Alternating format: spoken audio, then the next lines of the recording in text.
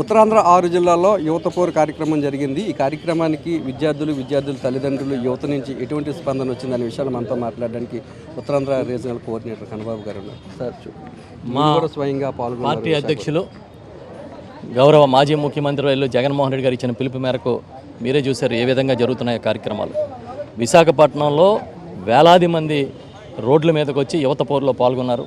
మా పార్టీలో కార్యకర్తలు, నాయకులు కాకుండా వివిధ వర్గాలు, విద్యార్థులు, నిరుద్యోగులు, యువత అందరూ కూడా పాల్గొనడం జరిగింది. అదేవిధంగా ఉత్తరాంధ్రలోని 6 జిల్లాల్లో కూడా అన్ని చోట్ల కూడా మంచి స్పందనతో ఈ కార్యక్రమం జరిగింది. దీన్ని తీసుకెళ్ళి రిప్రజెంటేషన్స్ కలెక్టర్లకు ఇచ్చాం.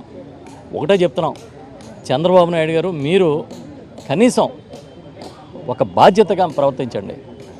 విద్య, వైద్యం అనేది ప్రజలకి ఒక జీవనాడి. ఆ రెండింటిని అందించడంలో అలక్ష్యం చేయకండి. ఫీజు రియంబర్స్మెంట్ అనే పథకం వల్ల లక్షలాది కుటుంబాలు మేలు పొందినాయి. ఆ రోజు రాజశేఖర రెడ్డి గారు, ఆ తర్వాత జగన్మోహన్ రెడ్డి గారు దాన్ని ఒక అద్భుతమైన కార్యక్రమంగా తీర్చిదిద్దారు. మీరు వచ్చి దాన్ని నిర్వీర్యం చేశారు. తల్లుల ఖాతాలో డబ్బులు వేస్తుంటే అది ఆపేసి కాలేజీలకు వేస్తానన్నారు. ఎందుకు? తల్లుల ఖాతాలో కానీ వేయకపోతే ఇన్ టైంలో అలరవద్దు కాబట్టి మీరు కాలేజీలకు వేస్తే వాళ్ళు వెయిట్ చేస్తారని. కానీ కాలేజీలు ఏం చేస్తున్నాయి? ఇవాళ పిల్లల్ని బెదిరిస్తున్నారు, బ్లాక్మెయిల్ చేస్తున్నారు. మరోపక్క 17 ప్రభుత్వ మెడికల్ కళాశాలను తీసుకొస్తే జగన్ గారు అన్నింటినీ కూడా ప్రైవేటు పరం చేస్తున్నారు. ఎక్కడన్నా జరుగుతుందా ఇది? నేను అనుకుంటున్నా, నేను చెప్తున్నా, ఈ మెడికల్ కాలేజీలు ప్రైవేటు పరం చేయడం అనేది ఒక స్కామ్. గతంలో ఇదే విధంగా మెడికల్ కాలేజీల వ్యవహారంలో నేదురుమల్లి జనార్దన్ రెడ్డి గారు ఆ రోజు పదవిని కోల్పోయిన పరిస్థితి చరిత్ర చెప్తుంది. దాంతోపాటు ఇవాళ నిరుద్యోగ భృతి ఇస్తానని చాలా ఆశలు క్రియేట్ చేశాడు ఆయన. 3,000 రూపాయలు నిరుద్యోగ భృతి ఇస్తానని ఏ ఒక్కడికన్నా ఇచ్చారా? తెలుగుదేశం పార్టీ కార్యకర్తలకు ఏమైనా నిరుద్యోగ భృతి అందుతుందేమో కానీ ఇంకెవ్వడికి, ప్రజలకైతే, నిరుద్యోగులకైతే అందట్లే. మెగా డిఎస్సీ ఏమైంది? రిక్రూట్మెంట్ ఏది? జాబ్ క్యాలెండర్ ఎక్కడ? ఏ ఒక్కటి మాట నిలబెట్టుకోకుండా ఇంతకుముందే అమర్ గారు చెప్పినట్టుగా బాబు షూరిటీ, చంద్రబాబు షూరిటీ, మోసం గ్యారంటీ. ఇవాళ ప్రతి వర్గాన్ని మోసం చేస్తున్నారు. అందుకే మేము మా నాయకుడు జగన్మోహన్ రెడ్డి గారి పిలుపు మేరకు ఈరోజు పెద్ద ఎత్తున కార్యక్రమాలు నిర్వహించాం. అన్ని చోట్ల కూడా మంచి స్పందన వచ్చింది. నిన్న మధ్యాహ్నం 3 గంటల నుంచి పోలీసులు దీన్ని అడ్డుకునే కార్యక్రమం చేశారు.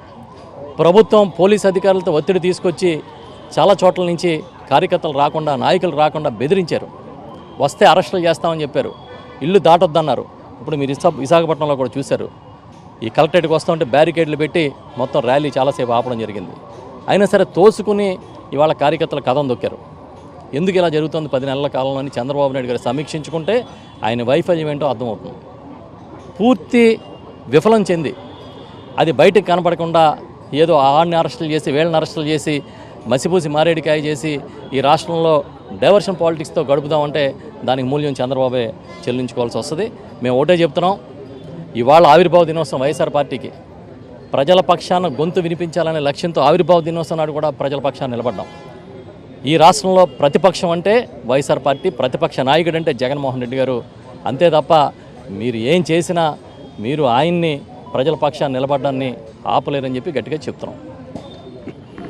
వైఎస్ఆర్సీపీ నిర్వహించిన యువత పోరు కార్యక్రమానికి ఉత్తరాంధ్ర 6 జిల్లాల్లో విశేషమైన స్పందన లభించిందని, చంద్రబాబు నాయుడు ఇచ్చిన ప్రతి వర్గాన్ని కూడా మోసం చేస్తూ వస్తున్నారని, ఈరోజు ప్రభుత్వం మీద ఉన్న వ్యతిరేకతతోనే పెద్ద ఎత్తున ప్రజలందరూ కూడా యువత పోరు కార్యక్రమంలో పాల్గొన్నారని, రానున్న రోజుల్లో ఇదే తరహాలోని చంద్రబాబు నాయుడికి బుద్ధి చెప్పేందుకు వైఎస్ఆర్సీపీ శ్రేణులంతా కూడా సిద్ధంగా ఉన్నారని, ప్రజలతో కలిపి అలాగే ఏవైతే హామీలు ఇచ్చారో సూపర్ కానీ మిగతా హామీలన్నింటినీ కూడా ప్రజలకు చేరే వరకు కూడా తమ పోరాటం కొనసాగుతూనే ఉందని చెప్తున్నారు.